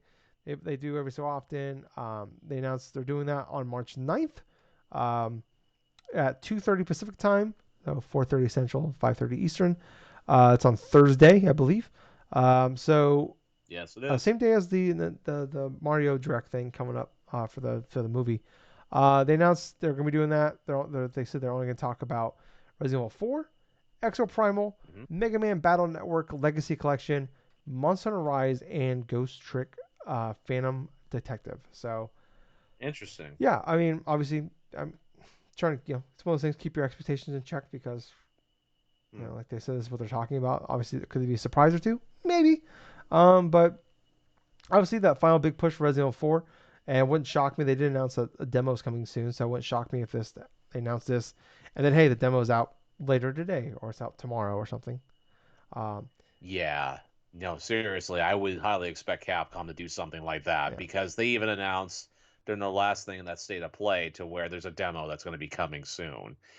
But at the same point, it's like not only just that the Resident Evil 4 thing I'm looking forward to, though, I'm kind of interested in seeing more of what they have for Exo Primal because we've only seen limited stuff of it so far, and the only thing that I can remember mostly of it is the fucking dinosaurs falling out of the sky. But hopefully, there's going to be some more interesting combat like introduced to that, so I would be able to get a little bit more excited about it. Obviously, I'm pretty excited though to see Ghost Trick again and also seeing more of Monster Hunter. So, seeing what else they could do like with say Monster Hunter like like Sunrise or something like that or whatever the heck more content they're going to be doing with that expansion is going to be fine. But yeah, with this in general though, I really do like the idea of what they have been doing because they did something similar like I think it was like what like a few years ago during like a E3 to where they showcased like a specific amount of games that they wanted to do a little bit more information of, and I'm kind of glad they kind of kept that sort of thing for this one because this makes absolute sense for them because those 5 games that they are showcasing are the ones that are going to be releasing in the next 6 months, quintessentially. But the Mega Man Battle Network stuff, I'm kind of interested in seeing that. I'm kind of interested in like wanting to play that particular set of collections because it's one of the few Mega Man games that I don't own digitally on any of the systems that I have. Plus, these are games that were based upon the Game Boy Advance, and I think there was some DS games also that were a part of that series. I'm not sure, but this will be the first time I'll actually go through some of these games. So I'm kind of curious because these were more like a turn-based sort of RPG like thing with like collecting chips and this and that. But I'm just I'm just hoping just for anything like pretty much awesome for RE4 and maybe something interesting for Exoprimal. Yeah, I'm with you. I'm actually like super pumped for Exo Primal, and I don't know why. I've like, I like that game looks like it's gonna be a 7, best case scenario. As long as the game like just works, it's a 7. But like so there was a post. I don't know if you can download it, but there was a post on the PSN Japan store for Exo Primal to Yeah. do a beta. So I won't be shocked if like they announce a beta coming soon for United States. I don't think it's live in Japan, but there was like it's on the store page. Um, Yes. so yeah, like I like they did a beta last year as well, but it was only for PC. So I'm pumped to get to a fucking beta. I really just want to play this game. Like it looks really dumb and bad. What's that? What was that? Lost Planet? Was that the 360 game? Yep. Lost I Planet, that was the 360 PS3 Yeah, they got like series. 3 of them, which is man, what a time the Hmm. 2000s were for gaming. But it just gives me those vibes, but dinosaurs, and I'm actually kind of all in on this kind of game. Like I don't foresee myself buying it at all, but like I at least want to check out this and maybe when it's on sale down the road or like comes to Game Pass sort of situation, like fuck yeah, I'm in. Um, but yeah, like on the Monster Hunter Rise stuff, what they just came out to Xbox and PlayStation back in Hmm. January. The Sunbreak hasn't come out yet for those consoles, so they said in the spring. That's So true. I bet we get an update for that. Maybe there's more that they have for other consoles as well. But that's kind of thinking. Ghost Trick, I remember seeing them at like directs, but like there's an audience for that that's super excited for them, or I'm super excited for them for that. Um, Mega Man Battle Network Legacy Collection, like yeah, like you were talking about, like yeah, it was like mostly a handheld thing. I remember they did a weird Pokemon stuff where there was like 2 different versions of the games coming out. Yes, there So was. hey, I imagine. And Yeah, go ahead. oh, I was just about to mention not only they did that though, but they actually had a GameCube game as well. I played the GameCube Network game. Transmission. Yeah, I played the GameCube game because I was a big fan of the anime at the time. But Uh-huh. I didn't really know much about. I obviously knew of Mega Man, but I didn't know like Mega Man was like synonymous with being extremely hard. And I Hmm. just got my ass whooped for. I remember just That's renting it. notoriously difficult. Yeah, I remember just renting it. I'm like, what the fuck, man? And I found out later on, like, oh, that's the point of Mega Man games. It's just very hard. Okay, like this is a kids game. This is based on like kids anime. Yep. So weird. Yeah, I don't know. I'm pumped for this just because, but it's like it's weird because like Resident Evil 4, much like the state of play we talked about last week. Is like, I've been like for the last while now, kind of wanting to like shut down. Don't want to see anything more about this. Don't show me Right. Wesker. I don't want to know anything about Wesker. Don't want. I didn't even want to see the Krauser fight. I didn't want to see that. Um, but yeah. I'm just at this point. I just want to play the fucking game. You know, we're a few weeks away, so I don't need any more on that. But I get like that's like to get you to see everything else. Resident Evil 4 is there. That's like the thing to keep you to get you to show up to see everything else. I get it. It's the main course. Everything else is just Yes. appetizers. So, but Gables, let's move on. Last real topic though this week. It's I don't know how much of it there's to say about this Gables. Ubisoft. It's at this point it's just it's like talking about Switch 2 rumors. What if I told you Gables there are 3 more Assassin's Creed games that we didn't know about, um, or actually 4 more games that we didn't already know about in production. Oh, jeez. So here's what we know about so far. Um, so far we already know about there's Mirage, which you know is coming this Yep. year. We have Codename Red, Codename Hex, and Codename Jade. Jade coming. Also, there's the Yeah. Assassin's Creed Infinite. Uh, supposed to be like the hub thing coming. Also, they announced the Assassin's Creed multiplayer game called Project Invictus. Um, Right. this stuff they announced is coming. So that's what, one, two, three, four, 5 games in development. Before that, already been rumored a game called Nexus is a VR game coming. Right. What if I told you there's more Gables? So I think that's oversaturation, Tyler. yeah, so Gables Nexus 2, which is a sequel to uh, another game they've already announced in development. Hmm. Um, they've already in talks of a sequel for it. It's still the first game's already it's still in production. They don't have a name yet. Okay. Already in production. Well, it's pre-production because they got to obviously finish the first one. On top of that, Ubisoft Sofia, known for co-developing Assassin's Creed 3, Liberation, and Assassin's Creed Rogue, the two Yeah. worst Assassin's Creed games, um, has pitched Project Nebula, an Assassin's Creed title that will have 3 different settings: India, Aztec Empire, and Mediterranean. Uh, Ubisoft Chengdu, I'm sorry if I got that wrong, has pitched Project Raid, a free-to-play 4-player cooperative title that'll be PvE. I believe the title of characters will be from Assassin's Creed universe. All Also, right. Ubisoft and Etsy. I don't know. Okay. Well, anyways, known for developing the multiplayer portions of games like Assassin's Creed and Splinter Cell, as well as co-developing Division 2 with Massive Entertainment, has pitched Project Echoes, which is described as a multiplayer title that will use Ubisoft Scholar technology. I don't know what that is.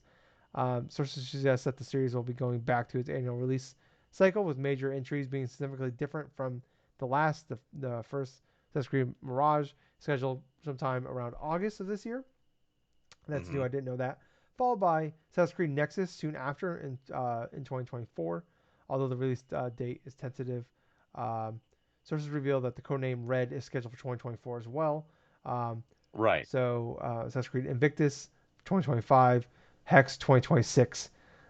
Hex they announced last fucking year, and it's as of right now scheduled for 2026. So we might as well just put a Mm. 2027 on that. Um, and that's before probably another delay. So we'll say 2028. We'll be dead by then. Um, the AI has taken over. So Gables, we're up to now 10 Assassin's Creed games in development by Ubisoft. Jesus Christ. I will say this right now. Not all of these are going to come out. True, I mean, true. I don't feel like all of these are. I do not feel like for 1 minute that all of these are going to be coming out in the designated times. I think there's going to be a few cancellations. There's probably going to be a few kind of rethinking in regards to what could potentially be, because Ubisoft is not in the position right now to go abstain like throughout, like, say, to 2026. I mean, but how they're doing financially and stuff, it's gonna be extremely like unlikely that they're going to be doing any type of projects like that to that extent unless they get bought out by another company. Yeah, But in regards to the games themselves, I mean, the Mirage and some of their live service games, it's like you're not going to. I'm I don't understand like what other types of Assassin's Creed games they are going to initially want to put out. I mean, I can understand fans of Assassin's Creed, like they want to play Mirage, they want to just enjoy some of the like the classic style of Assassin's Creed games, pre like Origins and then Odyssey and like Valhalla most especially. But this is oversaturation of one franchise in the span of like 3 years. So I do not see this going well, Tyler. Personally, I do not. yeah. Um, it's so weird though because I always talk all the time. Sometimes we're in that weird gaming bubble. We don't. That's why we like to go through the NPDs to kind of see like the reality sometimes of these things, where it's like, man, like we're so burnt out on these games, but like the world's not. Like we talk about like Call of Duty in like a weird, kind of more of a negative context sometimes, but like it's still the Uh best huh. selling game every year. Um, People buy and play it. yeah. So like Assassin's Creed, like in like Far Cry, like a lot of people did not like Far Cry 6 was kind of like meh. but it still was one of the best selling games in last year, um, or 2 years ago, 2021. Um, And so it's one of the cheapest games to pick up right yeah, now. but that's the Ubisoft formula though. But I don't know. I mean, but yeah, we got 10 in development. Then I guess the nice thing is a lot of these are different style games, so they're not just like Right. like me, like there's not many Assassin's Creed fans bigger than me for a long time there. And then like once we got to like I was burnt out by the end of that original run of what the original Assassin's Creed was, where even I wasn't caring for him so much, but I was still just kind of playing him just out of just because I play Assassin's Creed games, especially Right. after Assassin's Creed 3, I was just like, man, what the fuck? And then Black Flag was awesome. Then those last couple were kind of, I mean, one was broken and buggy, one was pretty good. But then like Origin, just when they kind of went to Witcher style, like I was very up and down with them. Um, but yeah, like I got hope for Mirage, but like I don't know, it's like how much do I actually care? Um, I don't know. I mean, it's just it just sucks. But I mean, like it's your biggest IP. It's you always it's like Miyamoto talked about. There's always Mario games. He talked about he did an interview last week where he said they're always working on Mario games. Which yeah, I mean you can say Yes. no shit, but yeah, obviously it's your biggest IP.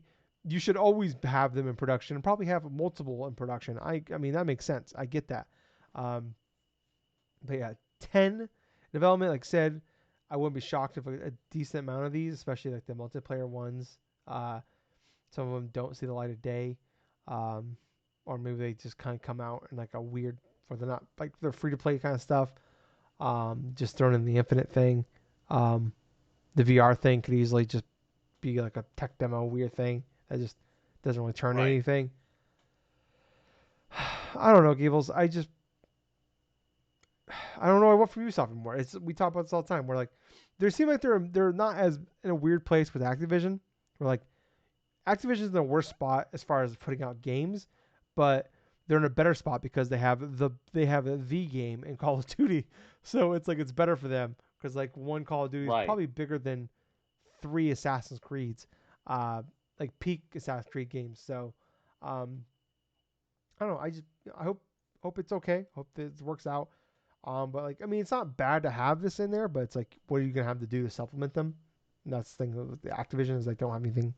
They burned everything else to just keep Call of Duty afloat. Um, Right.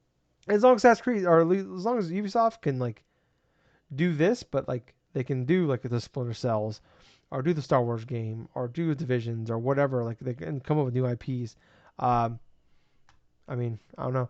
Gables, also, did you hear Beyond Good and Evil 2 is still in pre-production? Yeah, I chuckled to myself after learning that bit of information. Still in Mm-hmm. pre-production. The game was announced in Still. 2018, re-revealed in 2016. Gables, how many times is that game gonna be re-revealed?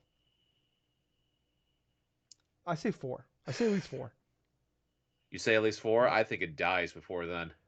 I mean, I feel like someone was like, there's people out there like wondering like, cause like there's the Skull and Bones game like where they have to put it out, otherwise they have to, cause Yep. like they got a bunch of grants from the country of Taiwan.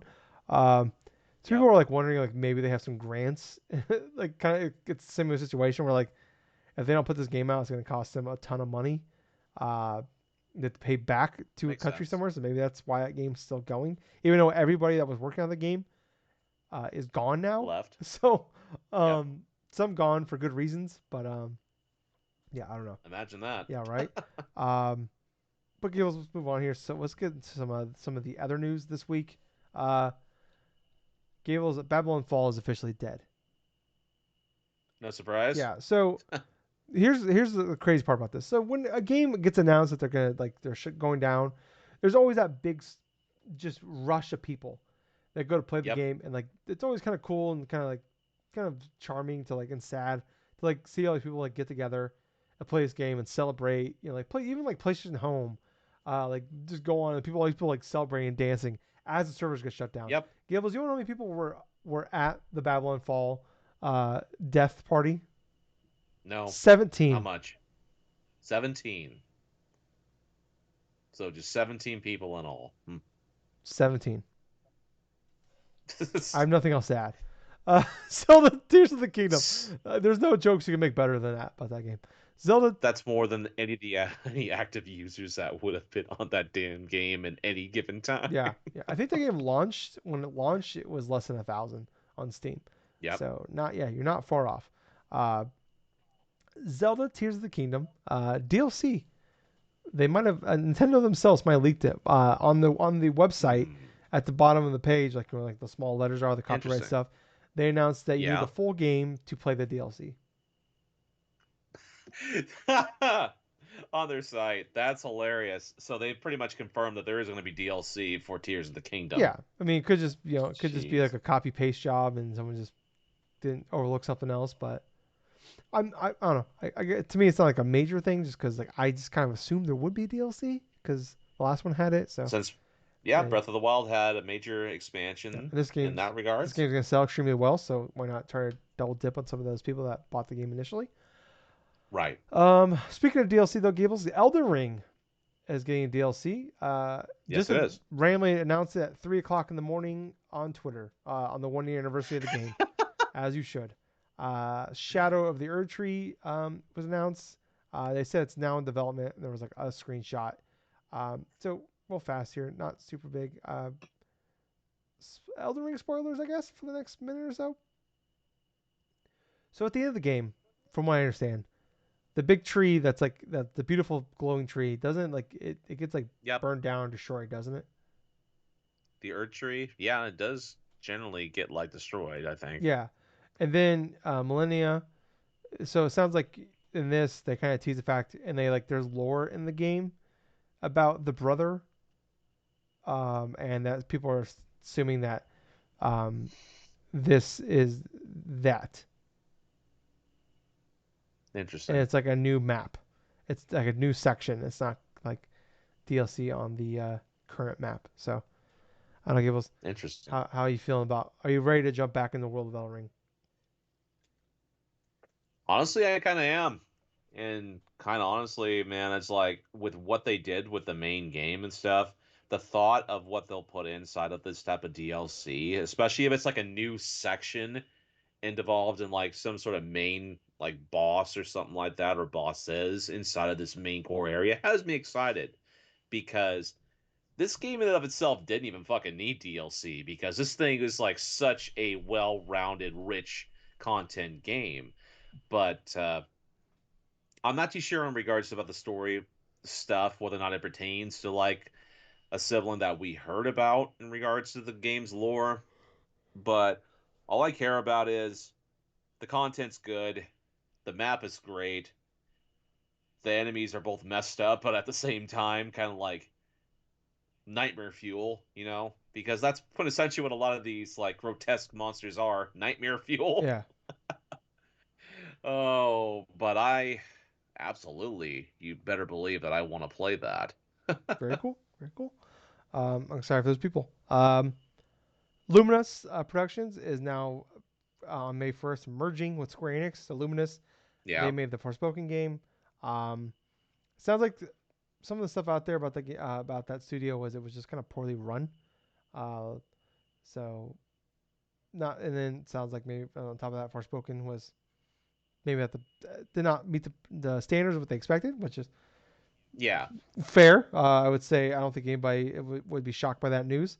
But yeah, I don't know. I mean, sounds like they're getting merged into them, and maybe it's one of those things where it's like, yeah, the company was just kind of poorly, the studio was poorly kind of ran. Um, I mean, this was like that game. I guess from what I understood, um, that like the story was rewritten a bunch of times. There was a lot of late changes in the last couple of years of development, and it was all over the place. There was just wasn't like no one stuck to a vision.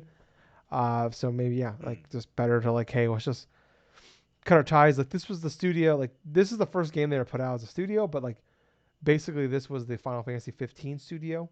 Was like broken Mm-hmm. off. The Final Fantasy 15 team was broken off to make like their own style games, and they were like hoping to put this game on the same pillar as like like other Final Fantasy games like Dragon Quest, and doesn't look like Forspoken is gonna hit anywhere near that. So Nope. kind of a bummer because Forspoken could have been really cool, and It just wasn't. So doesn't sound like anybody's getting laid off though. So that's awesome. That's good at least. I mean, awesome in the sense that like, hey, usually when this happens, people get laid off, and it doesn't sound like that's gonna be the case. But last but not least, Metroid Fusion Gables coming March 9th. Huh? I know. Pretty much excited about Yeah, that. Metroid Fusion is an amazing game. This came around the same time as Metroid Prime originally on the GameCube, same day. but it was the same day, yes. Hard to believe that years ago, like over 20 years ago, that we had two Metroid games released on the same day, one for the Game Boy Advance and one for the GameCube, and both could actually be interconnected with one another.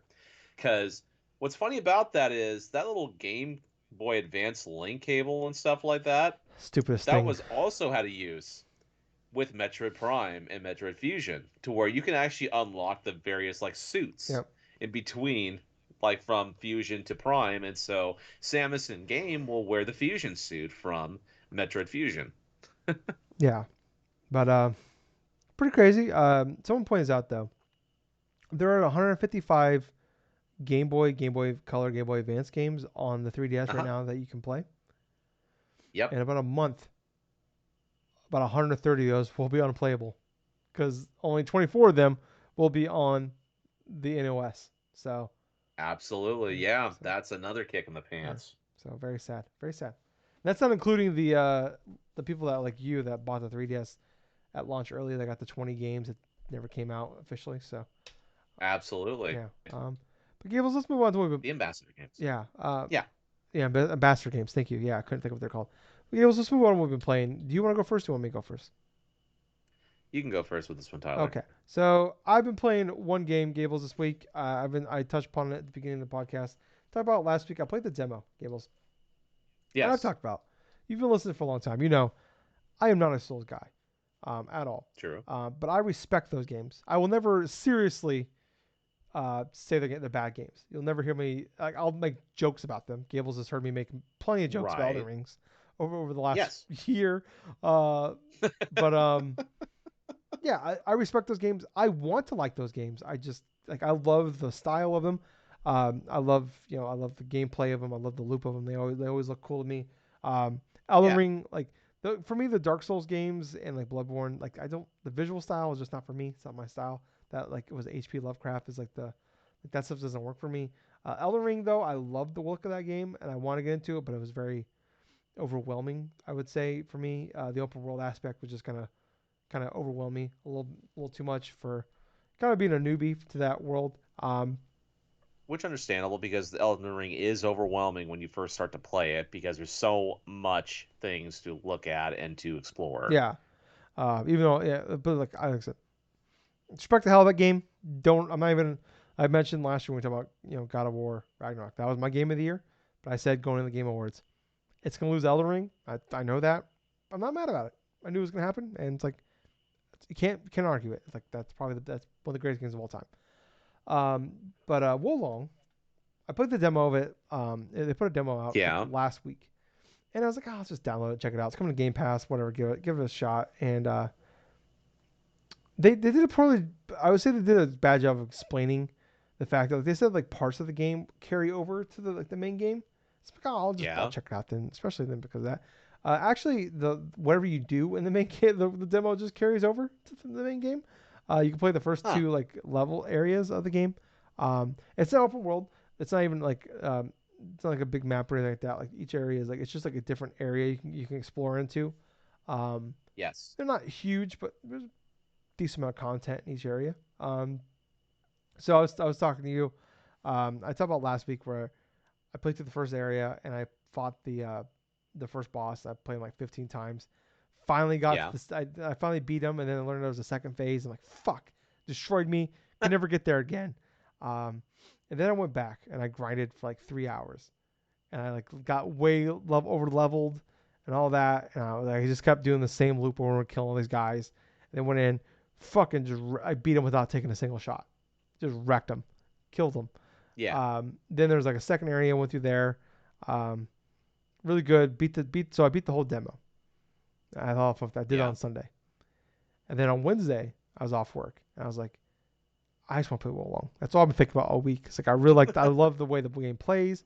Because a lot of people are comparing it more to Sekiro, where it's because Obviously, it's like I think it takes place in China, um, Yeah. in like the 184 AD, um, and it's more like fast paced, more like you got swords and stuff like that, more samurai based, I would say. More, and I like that style too, because like sometimes I think about like the Souls games and like Elden Ring, like it's more slow, it's slower, I would say. This is more like it's a lot faster. And like it definitely gives me the feel of like Strangers of Paradise, even though like I know Strangers of Paradise gets a kind of a bad rap. I always argue that the gameplay was that game was actually really good because it was basically just a Right. Souls like, but it wasn't as challenging. And this is kind of the same thing, but it's challenging. Um, but I beat the demo on Sunday, and then I went back and I was like, I just want to play Wolong. I went back and I beat the demo again, Gables. I had Yes. such a great time. And then finally the game came out, full release on Friday. I'm now about 14 hours in at this point. I played a fuck ton last night, played a fuck ton today. Um, and I obviously I put 14 hours into it. I just love this game. It's so good. It's crazy to think that like, I've never been a person that's gotten these style games. Like I'm not. I've talked about. I am not the guy that likes to like just run my head like just run into that wall over and over again and like just to get good mentality kind of thing. Mm-hmm. And don't get me wrong, I have yelled at my television more in the last 24 hours than I have in several years out of pure frustration. Like, fucking do something. But I've having a great time with it. Like, it does help. They like it's a little less punishing. So like, if you die, I'm gonna use mostly like Souls terms that I know. So like, Mm-hmm. they Yeah. have like chi, which is like souls. If you die, you only lose half your souls instead of like the full amount, which is great. Same thing though. If you Right. beat the guy, you get them back. Um, I would say the one issue though I have is like there's they do a really poor job of explaining things, and also like there are a lot of things to learn. So like part of the problem with me with Mm-hmm. like for me when I was playing the game, I talked about in that demo, like I kept fighting that first boss, and everybody's saying this. That first boss is incredibly hard. He's like really hard, and then like everything else after that is so much easier. Like Right. I've beaten I think like 6 or 7 main areas since then, and then there's like side missions you could do, and I think I've done 4 or 5 of those, and I've only died Yeah. to one boss since then. Uh, Oh, that's not that yeah, bad. but I mean I've died more than that in the open areas, but like that in like as far as boss fights go, like I've died more to that one boss I did. I probably have the entire game combined since then. Um, so there's just like I said, there's a lot of systems here, and there's like so one of the things is like there's like the uh, morale system. Mm-hmm. So in the game, like above your health bar, there's a number, and above the enemy's health bar, there's also another number, and that's the morale system. And honestly, the morale system is more important than your level, because I'm going into like some of these fights, like I'm literally like 20 levels over leveled right now. Mm-hmm. Like I'm like my character is like I think 47. I'm like on the mission I'm on right now. They recommend 20, 29, I think. Um, and like it's still challenging because there's this other system called the morale system, where above your health bar, like I said, there's that number there, and you start with like say 5, and then you can see other enemies, Right. and like you want to be about the same level, if not higher, when you fight them, because the higher level you are morale system wise, the more damage you do and the less damage you take from them. And if you're under leveled, the more damage like so it's kind of like it's like honestly, like I said, it's almost like a leveling system, but it's more important than the actual leveling system that's in the game. Obviously it helps to Right. like I have better gear, I have better I do more I have higher attack, higher HP, all that fun stuff. Um, but like when you the morale system, like you start the area, you start with 0, and there are like basically their version of bonfires you can find at the levels, and it'll tell you how many there are in each level. And every time you find it, it will raise the floor. So if you die, you go back to whatever the minimum the floor is. So you can get Right. the floor up to 20, but the max for like the morale system is 25. Yep. So like I'll every time I go into a boss fight, I try to be at 25. But if you, like I said, if you die, it goes back down to whatever the minimum is. So I've seen people like I was watching Twitch streams earlier, And like that's the thing, like I talked about that first boss fight, like I didn't know, I didn't understand it, because I would die, put me right back at the last little flag area, the bonfire, or whatever. I just go right back and fight that Hmm. guy. But every time you die to a person, it raises their morale system. It raises the morale level, so they get harder, and like you're right back at the floor. So then you gotta like go. The only way to get back up is by fighting and defeating more enemies. And Mm. so there's that to it. And I've seen that with a lot of people, and they do. The problem is they do a really bad job of explaining that, and I didn't get that. So I watched. I was like over the course of last week, I've been watching like YouTube videos explaining like for beginners like me, because like these games can be punishing. It's like I don't want to waste precious resources and a lot of frustration and time trying to learn this stuff for like like just teach me what I need to know. And like they like that's kind of been the consensus, is this game has done a bad job of like explaining some of these processes. Like I said, the chi, like that's the generic thing. Like I said, it's like the souls, you die you only lose half. If you kill them, you kill the person that killed you, you get them back. If you die again though, you lose them all. um yeah, so but if like you go to a boss fight and you lose in that boss fight, but if you go back, you don't pick up. You can't just go back and pick them up though. Like you have to defeat the enemy. But if you Right. die in a boss fight, if you go back and fight that boss again, you just get them right back. That cheat, That's which true. is great. But your morale system does not come back, so that sucks. Um, Also, there's like the virtue system, which is like the virtues are like the different things you can level up. Um, so like you have a wood virtue, fire, earth, metal, water, spirits. There's what, six. Or no, five, six, Yeah, there's five. five. Jesus Christ, I can't read my own writing that I typed out. What the fuck am I talking about? So there are five different things you can level up. So you have like wood, which raises your HP. They do more, but these are like the generic base things. Wood raises your HP by 7. Um, but also gives you like lightning. So you have spells. It gives you lightning spells you can do, and there's different status stuff you can do too. Fire raises your attack level, but also it gives you fire spells. And there's like each one has skill trees that you can use to unlock different magic attacks. Metal Right. raises, like it lowers the spirits needed. Well, that's another thing I didn't explain. Spirits. So it's like a stamina bar that everything you do requires spirit. So every time you dodge, attack, get hit, it raises your spirit bar. If it maxes out, Right. if you get hit while it's maxed out, it stuns you and leaves you wide open for an attack. You can't do anything. But also, it works in your favor as well.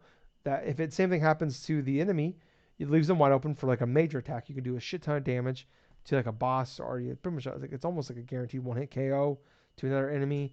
Um, Right. so that will like lower um so that will help, like your spirits needed for like for spells, also like poisons and types.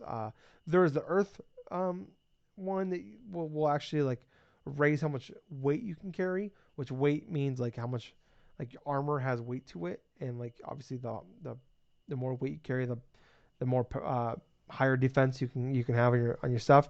And if you the more weight you carry, up to like your max you can wear, the more spirits takes to do stuff.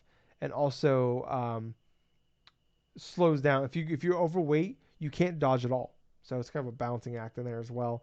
And then there is Mm. the water virtue that raises your stealth for like sneaking up on people, and also ice spells. So for me, like I've been doing this build where like I use all my spells are all like actual like more buffs. I don't use like they have like fireballs, lightning attacks. I don't really use it for that. I carry one where like you can have allies in the game with you, like um, um, just computers, NPCs that will come with you. You can have two with you, Yeah. um, and they come and they can help you. And you can they get levels too. The more you work with them, if you max out level 10, you actually like you unlock all their gear, which is actually some of the rarest gear in the game. I've done with one of Oh. them so far. Um, but the fuck was I saying? Well, so you unlock the gear and stuff like that. You've gone through and did all the various arts or something like Yeah. that. So yeah, like you have the gear for them, but like so yeah, my spells. One of them is I do like as soon as I get to a boss fight, I hit it, and you can map 4 to you at a time. And when I one of them I do like it raises my HP as we do damage. So as you do damage, it Mm-hmm. raises the HP of all of you, like your people helping you and yourself. And then another one I use right away, it like raises my defense. So like all my stuff was like for like buffing me because I kind of feel like they're kind of useless. Like the attacks. Like I know there's like I was looking, there's more powerful ones later on, and there is that Pokemon system to it where like some enemies do are like water or fire type, or they're like like fire is weak to water or electric is weak to ground, stuff like they have that in the game, but like I don't care about that. But I'm just overall, like I said, there's a lot of systems in there. It can be overwhelming. That's kind of like a gist of it, but I would recommend like if you're trying to get into this game, read, watching videos, to try to save yourself from frustration and time Right. because, like I said, I wasted a lot of time in that first fight just because I didn't understand the morale system. And like I said, every time I go into a boss fight since then, I try to be at like max level 25 or my morale at 25 to go in, and I've done that every single boss fight since, and I've lost only one fight since then, and that was only one because like I just like literally his first attack, he hit me. It was like literally 2 seconds of the boss fight, hit me. I got stuck in the corner. Boom, boom, dead. Like that was it. And then I went back, destroyed him the next time. So other than that, I haven't lost to a boss. Um, but I'm just having a great time with it. Like it's I don't know. It's like this. Like I've been like I've so badly wanted to like get into the Souls games, I just haven't been able to. And this has been hitting for me. It really has. Like I like the style. I love the gameplay of it. The more fast paced part of it. Um, I like the strategies and just like going around like learning. Like the only thing I could complain I really have is like every area introduces new enemies, but they still bring back old enemies from like prior areas. Right.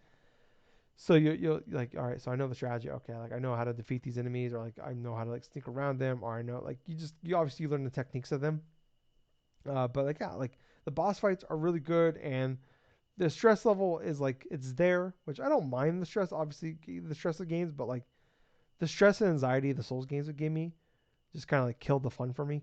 Um, and yeah, I don't know. I just I love the game. Like it's there's definitely like it's not like the most graphically pleasing game I've been playing on a Series S. Uh, but the customization of the characters is great. Having a great time with like just fucking around with all the different systems. Um, the story though, I don't ask me what's happening. I have no fucking clue. But yeah, like this game is just, I think it's fantastic. I love this game. Um, Hmm. and I can't believe I'm saying that. Like, this is a game I gave zero shits about. I confused it with the other, what's the Unreal 5 engine game that you drafted in our league? Oh, Wulong. No, the other one. Um, Okay. You mean like Black King yeah, Wukong? that one. I thought it was that for the whole. And then you were the one that actually explained to me that it's not actually. These are two different games. I thought they were just the same fucking game. So like Oh no. that's how little I pay attention to this game. And now here I am, uh, 15, 14 hours into it. So yeah, Yep. Wulong is the Team Ninja yeah, game so here yeah, that we're talking yep. about. I can't remember. Yeah, the other game though is like that's the big like showpiece Unreal Engine 5 game. But yeah, I'm Mm. having a fucking blast with this game. There's like I said, there's a demo out, but if you have Game Pass, man, it's out there. Like just check it out. Yeah. That game is fucking awesome. I did hear that there is some like issues with like um, difficulty spikes for like randomly in the game, so I am trying to prepare myself for that. But like I said, I am like 20 levels over leveled, so who knows how it's gonna be once I get there. But Gables, what have you been playing? Oh yes. Well, I did also play a little bit of like Wulong and stuff as well because I wanted to play through the demo. I was playing through it on the PS5 on this one. And yeah, you know what? I decided to spend my time playing it like the demo over the past couple of like days this week to where I wanted to get used to the system and wanted to try to figure things out a little bit more on my own. And I did watch like a video or two just to try to get a little bit of things into perspective. But I think the last time I left off of it when I was explaining it to you was like I went through. I initially was doing this grind spot and stuff to where I was, and eventually I went and I climbed up upon like one of the huts and stuff. I saw that tiger Yep, demon and do the stuff, down spike. and put it. Well, yeah, I did the down spike and stuff, and not only that, I took out the tiger and stuff. Got my got my bit of like souls or chi or something like that that I initially lost when I was died to that thing. But I managed to do a little bit more of adjustments. I started to equip some bit of the spells onto my character. That was something I didn't do previously. And how I had it structured is like I had this one wood ability that would allow me to like reduce the damage that I Yep. take for like a specific amount of That's time, that's and one then I there was use still. this one, and then there was one like water ability that I used that also do like some sort of like a buff or something to my character as well. So I went through all this entire area. I finally got to the first boss. Now, the first boss, I knew from what you were talking about, okay, this guy's going to be pretty damn tough and stuff like that. And quite honestly, there were spots where this guy was pretty tough. But he was definitely predictable in some aspects too, because I decided just to go into this battle. I already had a high morale rate, you know, from the grinding and stuff. I was already at level 20. I was already at 25 for morale. I was already like at this point, I think I was like at level Yeah. 15 Okay. now that I think about it. So I was at level 15. Apparently the level cap for the demo is Yep. 20. So level 15, I went into it and stuff. And you know, playing off against him and stuff, I parried that main dragon, like dragon attack or something that he had there. Actually, the amount of things you could parry from this one boss and stuff like that, it was actually kind of interesting because I did not expect him to. I didn't expect certain attacks to be parryable when he went through and did that because he'll mix up a couple different chains of like attacks in order to try to confuse you or trying to get like a little leg up and stuff on you. But I went through his first form rather quickly, and then once he started that cutscene and stuff like that, went to the that cutscene and stuff, and then cut into his second form, yeah, that's when things started to get a little bit more tough. I did have to use like a couple of like the like health consumables and stuff in terms of this battle, but all in all, I did beat the boss battle my first try, and I did end up like oh god, I looked back at the footage of it. It was like about 2 minutes and 40 seconds. I think it took for that whole Yeah. battle, but that's funny because it's like when you have when you like are testing things inside of like say Dark Souls style of games or just like Souls games in general and stuff, getting that good balance of what you want to go in a direction for your character. Like for example, for this character that I was going for, I had high marks inside of the fire and also high marks inside of like earth, and I think there was another one too. I think it was like lightning or something like Okay. that. So I wanted to try to get something a little bit more like melee heavy, and on top of that, like have good amount of health and like a good solid like sustainability in terms of like my spell regener like duration and stuff and this and that. But honestly, yeah, I really did like what I played of it.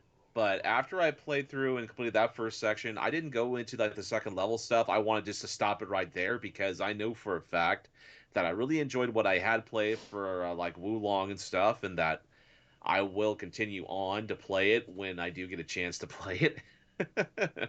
But it's definitely a great After. game. It definitely feels like it's a great action Oh yeah. game. Are you gonna play it after you beat Hi-Fi Rush? Yeah, probably. I say probably because it's like Hi-Fi Rush is an excellent game too. That's the other game I had a chance to try out this past week. Love the gameplay style. I love the artwork, and especially when it came to like the level design in of itself, it's so smartly designed to where it doesn't really feel like you are lost inside of this game at certain points because you're always looking around your environment and it's pointing you inside the right direction. That's just the thing though that games in the past have done to where if you design a level but yet it's not as obvious to go forth and get to the next thing without having to literally have the game point out for you which way to go, then I don't think that's really great level design personally. But for this game feels different with that because the customize like the whole aesthetics of the level design for going into this first initial factory and stuff to battle against that one lady and stuff. Yeah, this feels pretty nice. It feels very condensed in regards to just the main area itself. The gameplay in regards to how you get the timing based upon certain attacks. I love how smooth that is. I love how rhythmically precise you can be in order to try to get certain combos and stuff. But yeah, it's more like a music-based game merged into like a Devil May Cry and stuff, and it just feels right. It feels excellent. Like everything about this game that I've experienced so far feels of high quality. It absolutely feels of high quality. So I understand why that there were game reviewers that gave this game like a 9 out of 10 or gave it like perfect scores or gave it like this, like that. I understand that. This game is pretty damn good. As far as other game stuff, I did play Destiny 2 Lightfall. I actually played through the first 5 steps out of 21 so far. So that was like maybe like an hour or two at most from last night. So far, the gameplay is actually pretty fun. The gameplay's fine. The story is meh so far. I've heard from other players that have played through the Lightfall campaign that the story is not great, especially the character Nimbus, which more or less looks like a mix between some cheap ass auto tune dude mixed in with some like cringy like TikTok dancing thing almost. Yeah. It's basically like characters like Nimbus inside this game, plus just that area of like Neptune itself, that Neomuna city, just feels like something out of like a science fiction movie, but it just feels like out of a bad cheesy Yeah. science fiction Well, movie in it some is science spots. fiction because goddamn Neptune is a fucking gas planet. You're never gonna get over the No, I'm gas not. planet I'm aspect of it, huh? pissed. I'm still pissed. And then you got Nimbus. Looks like the mother. Sounds like the motherfucker from fucking Saints Row 3, the autotune guy.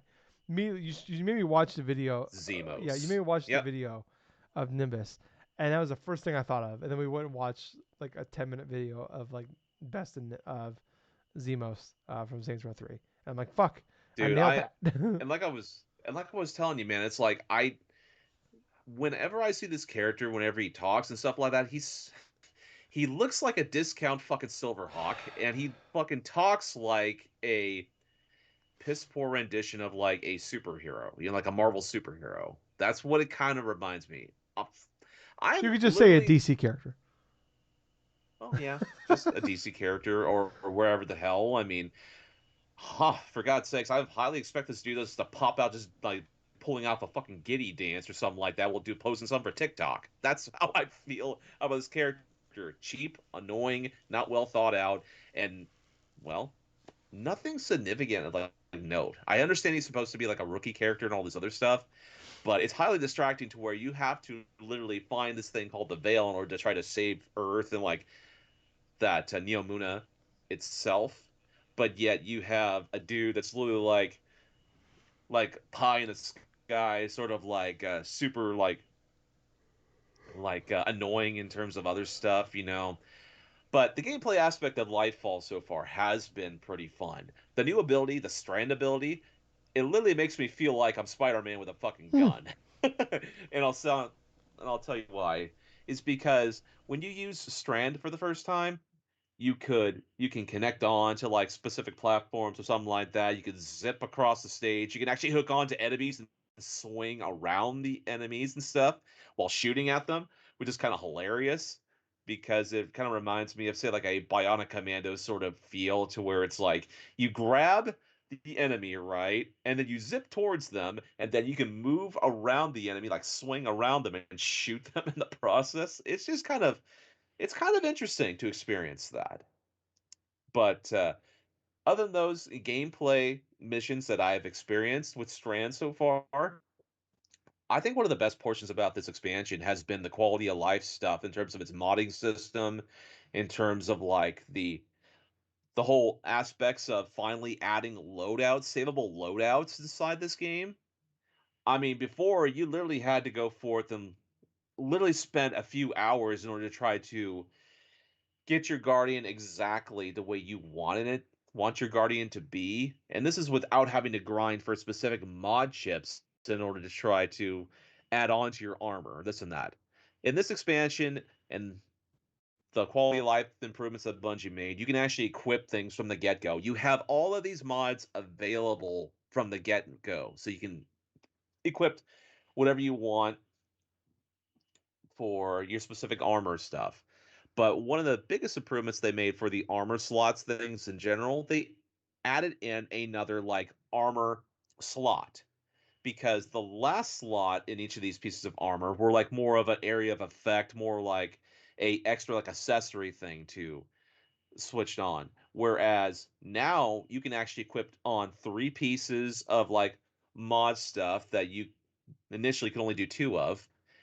So it provides more options to go forth and customize your guardian and stuff, and I've been rather enjoying that aspect because my guardian now feels much more cohesive in terms of its build.